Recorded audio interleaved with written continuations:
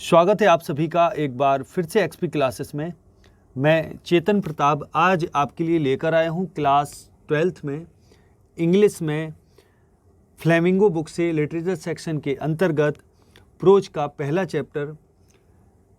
इस चैप्टर से हम लोग शॉर्ट आंसर टाइप क्वेश्चंस पढ़ेंगे। चैप्टर का नाम है दी लास्ट लेसन और ऑथर हैं अल्फोंसे डॉडेट।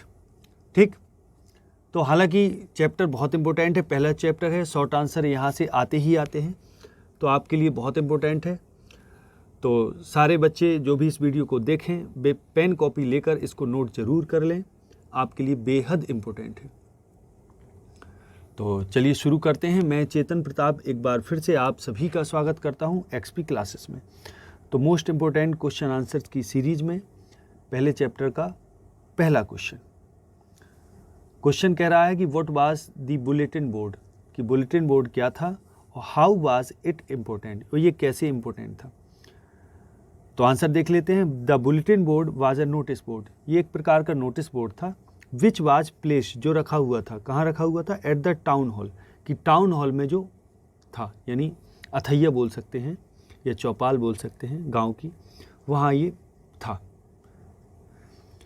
इट वॉज सो इम्पोर्टेंट, ये इम्पोर्टेंट क्यों था, क्योंकि it was so important for the people of the village, गाँव के लोगों के लिए इम्पोर्टेंट था। बिकॉज क्योंकि इट प्रोड्यूस, क्योंकि इससे प्रोड्यूस होती थी, निकलती थी, क्या निकलती थी, एवरी गुड और bad news of the country, देश की कोई भी बुरी या अच्छी न्यूज़ यहाँ से निकला करती थी। ठीक है, तो ये हो गया इसका आंसर। अब आगे देखें, अगला जो क्वेश्चन है, what did M Hamel say when French reach to the school, कि एम हेमिल ने क्या कहा जब फ्रेंच स्कूल पहुंचा। तो एम हेमिल ने उसको कुछ नहीं कहा, बैठने को कहा, और साथ ही साथ ये कहा कि वो उसके बिना क्लास को स्टार्ट करने जा रहे थे। तो देखें जरा, when French reach to the school, जब फ्रेंच स्कूल पहुंचा, तो के लिए comma, M Hamel told him, M Hamel ने उससे कहा to sit on his place, कि वो अपने स्थान पर बैठ जाए, एंड और ऑल्सो सेड दैट, और ये भी कहा कि he was going to start the class without him, him का मतलब है फ्रेंच। ठीक, यानी बिना फ्रेंच के वो क्लास स्टार्ट करने जा रहे थे, ये भी उन्होंने साथ में कहा। अब देखें अगला क्वेश्चन। अगला क्वेश्चन है what did M Hamel speak, कि एम हेमिल ने क्या बोला फर्स्ट, पहले, in the class that day about the last lesson, कि उस दिन लास्ट लेसन के बारे में एम हेमिल ने क्लास में क्या बोला, पहले क्या बोला। तो दैट डे, उस दिन, about the last lesson, last lesson के बारे में, M Hamel said that, M Hamel ने कहा कि the orders from Berlin had been issued, कि ऑर्डर्स, ऑर्डर्स माने आज्ञाएं, ऑर्डर्स फ्रॉम बर्लिन, बर्लिन से, हैड बीन इश्यूड, इश्यू हो चुके हैं माने जारी हो चुके हैं, to teach only German in the schools of Alsace and Lorraine, कि ऑल्सेक और लॉरेन के स्कूलों में कि केवल क्या पढ़ाई जाए, जर्मन पढ़ाई जाए, इसके लिए ऑर्डर इशू हो चुके हैं। ही ऑल्सो सेड दैट, उसने ये भी कहा कि the new master would come the next day, कि अगले दिन नया मास्टर आएगा, एंड सो दैट, ताकि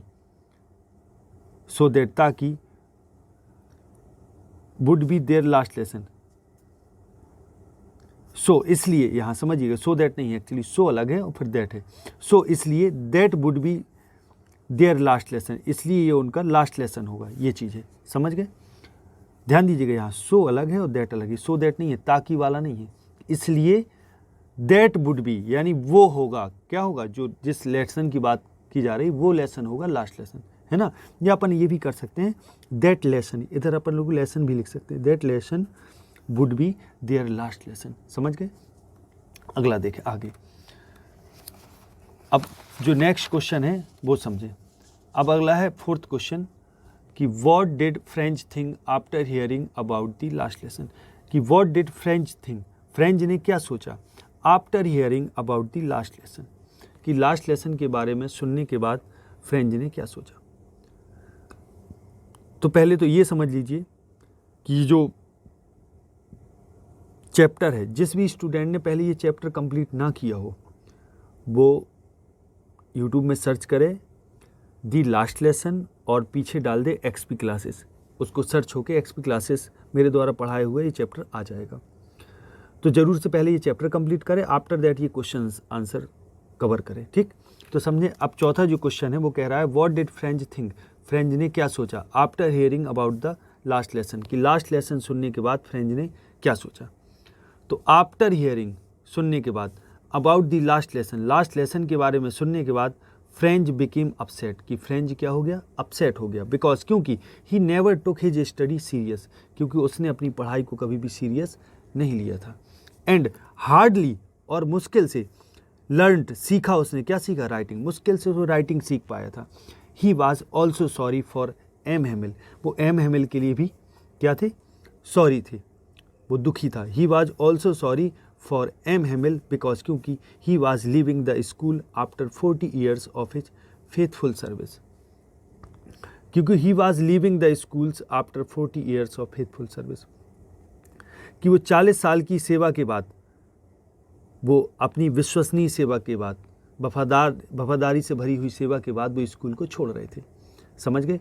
मुश्किल, अब वो इसलिए उसने क्या सोचा क्या, जब स्कूल के उसने लास्ट लेसन के बारे में सुना तो क्या सोचा उसने, तो वो अपसेट हो गया, फ्रेंच बिकेम अपसेट, दुखी हो गया, बिकॉज क्योंकि he never took his study serious, क्योंकि उसने कभी भी अपनी पढ़ाई को सीरियस नहीं लिया था। And he hardly learned writing, और मुश्किल से उसने राइटिंग सीख पाई थी। ही वॉज ऑल्सो सॉरी, और वो दुखी भी था, किसके लिए भी दुखी था साथ में, फॉर एम हेमिल के लिए भी दुखी था। एम हेमिल कौन है, टीचर, बिकॉज क्योंकि he was leaving the school after 40 years of his faithful service, कि अपनी विश्वसनीय सेवा, यानी 40 साल की विश्वसनीय सेवा के बाद वो स्कूल को छोड़ रहे थे। नेक्स्ट देखें अगला क्वेश्चन। अब जो अगला क्वेश्चन है वो है 5वां question, did French recite the participle how, कि क्या फ्रेंच ने पार्टिसिपल को रिसाइट कर पाया, वो बोल पाया, उच्चारण कर पाया, उनको पढ़ पाया, और हाउ, कैसे पढ़ा, अगर पढ़ा तो कैसे पढ़ा। तो समझे पहले नो, पहले तो करेंगे नो, नहीं पढ़ पाया था क्योंकि। तो French did not recite the participles clearly recite नहीं कर पाया था, वेयर है, जबकि नहीं कर पाया था, जबकि ही गॉट मिक्सड अप, क्योंकि वो मिक्सड अप हो गया था, या वेयर एज की जगह हम यूज कर दें बिकॉज, क्योंकि वो मिक्सअप हो गया था, बिकॉज, इससे भी वेयर एज से भी सही अर्थ आ रहा है बिकॉज कर से, because he got mixed up on the first words, क्योंकि जो पहले शब्दों में ही वो मिक्सअप हो गया था, सब मिक्स कर दिया था उसने। एंड स्टूड देयर, मिक्सअप हो गया, एंड स्टूड देयर, और वहीं खड़ा रहा, holding on to his desk, अपनी डेस्क को पकड़े हुए वहीं खड़ा रहा। तो his heart begin to beat fast, और उसका हृदय भी तेजी से धड़कने लगा था। And he had no courage to look up, और उसके पास साहस नहीं बचा था ऊपर देखने के लिए, मारे शर्मिंदगी के। समझ गए। अगला क्वेश्चन से देखें। अब जो अगला क्वेश्चन है, whom did M. Hamill blame for the ignorance in study? Why? Question है whom did M. Hamill blame, कि M. Hamill ने किसको ब्लेम किया, माने दोष लगाया, ब्लेम माने होता है दोष लगाना, for the ignorance in studies, कि स्टडी के इग्नोरेंस के लिए, माने लापरवाही के लिए उसने किसको दोष लगाया, और वाई, क्यों लगाया। तो M Hamel blamed French parents, M Hamel ने फ्रेंच के पेरेंट्स को दोष लगाया, एंड हिमसेल्फ, और स्वयं को लगाया, for the ignorance in study, कि स्टडी के इग्नोरेंस के लिए, माने पढ़ाई की लापरवाही के लिए उसने फ्रेंच के पेरेंट को दोष लगाया और स्वयं को भी लगाया। बिकॉज, अब क्यों लगाया, आंसर देना है, तो क्योंकि हिज पेरेंट्स, क्योंकि जो उसके पेरेंट्स थे, माता पिता थे, were not anxious about his study, वे उसकी पढ़ाई के प्रति एंग्जियस नहीं थे, चिंतित नहीं थे। वेयर है, जबकि चिंतित नहीं थे, और वेयर है, जबकि वे क्या करते थे, या एंड भी यहाँ लगा सकते हो, एंड, और दे सेंट हिम, यहाँ वेयर एज की जगह आप एंड कर दो तो भी चलेगा। They sent him to farm और मिल्स टू अर्न मनी, वे उसको फार्म या मिल में भेज देते थे पैसा कमाने के लिए। समझ गए। एंड और M Hamel sent him to water the flowers, कि एम हेमिल उसको भेज देते थे फूलों को पानी देने के लिए। And he often gave him holiday, और प्राय उसको वो हॉलीडे भी दे देते थे, छुट्टी भी दे देते थे। कब, वेन एवर, जब कभी, ही वेंट फॉर फिशिंग, जब कभी वो फिशिंग के लिए जाते थे तो वो उसको क्या करते थे, छुट्टी भी दे देते थे। ठीक, आगे देखें। अब अगला क्वेश्चन देखें, समझें। 6वां हो गया।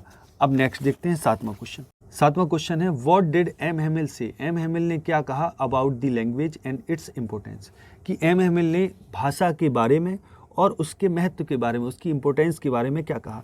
तो M Hamel said, M Hamel ने कहा अबाउट फ्रेंच लैंग्वेज के बारे में, दैट की it was the most beautiful, कि ये सबसे सुंदर, द क्लियर, सबसे clear, and the most logical language in the world, कि संसार में सबसे लॉजिकल माने तार्किक भाषा है, लॉजिकल लैंग्वेज है। ही ऑल्सो एडवाइज दैट, उन्होंने ये भी सलाह दी कि दे मस्ट गार्ड इट, क्योंकि उन्हें इस भाषा को गार्ड करना चाहिए, इसकी सुरक्षा करना चाहिए, एंड नेवर फॉरगेट इट, और इसको कभी भूलना नहीं चाहिए। अगला देखें, what did French think about the pigeons. अब पिजन्स के बारे में फ्रेंच ने क्या सोचा, और सोचा तो क्यों सोचा ऐसा, ये है। तो अगला क्वेश्चन है 8वां कि what did French think about the pigeons, कि कबूतरों के बारे में उसने क्या सोचा और क्यों सोचा। ठीक, वाई। तो after hearing about the last lesson के बारे में सुनकर, समझिएगा इसकी कहानी मैं कहाँ से उठा रहा हूँ, कि after hearing about the last lesson के बारे में सुनने के बाद French was very sad, French बहुत दुखी था। एंड ही हियर्ड, और उसने सुन रखा था, द कूइंग, उसने जब सुना, क्या सुना, the cooing of the pigeons का कू करना। अब कू करना का मतलब होता है, जब पिजन बोलते हैं तो उसको कू करना बोलते हैं, यानी कहने का मतलब गुटरगू। ठीक, जब उसने ये सुना, एंड थॉट, तो उसने सोचा, क्या सोचा, इफ़, कि क्या Germans would make the pigeons sing in German language, क्या जर्मन इनको भी जर्मन लैंग्वेज में गवाएंगे। मेक सिंग माने होता है गवाना, किसी और से गवाना, तो मेक द पिजन सिंग माने गवाना। ठीक, अब अगला क्वेश्चन हो जाएगा, what did M Hamel observe there at last, कि एम हेमिल ने वहाँ लास्ट में क्या ऑब्जर्व किया, किस चीज़ का निरीक्षण किया, किस चीज़ को गौर से देखा।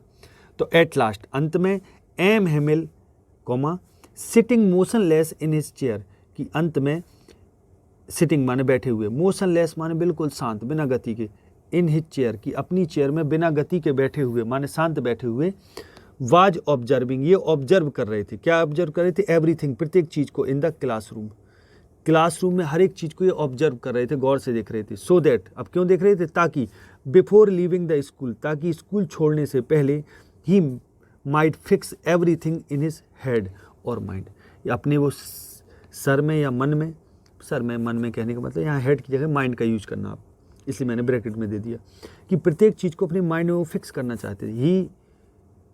ही माइट फिक्स, वो फिक्स कर सकें, एवरीथिंग माने प्रत्येक चीज़, इन हिज हेड या माइंड।